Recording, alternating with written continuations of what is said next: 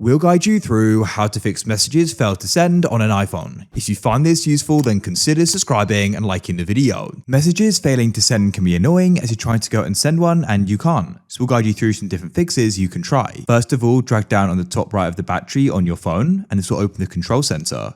Look in the top left and make sure you have got cellular connection. As you can see, I've only got one bar, which should be enough.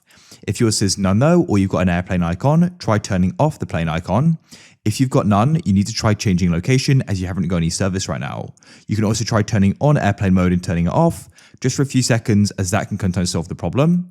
Now, what you can try doing is going and sending the message, press the exclamation mark or try sending a new one. Next, press the profile icon at the top and do just make sure you're sending a message to the correct number. If it's incorrect, then that's why it's not sending. If it's definitely correct though, the next thing you want to try doing is restarting the device, press the volume increase, then decrease and hold down the side power button.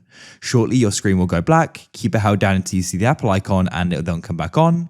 Then you can return and try sending the message again or sending a new one. If it's still not working, get in contact with your network provider as there may be a problem with your account and billing, or they may just be down.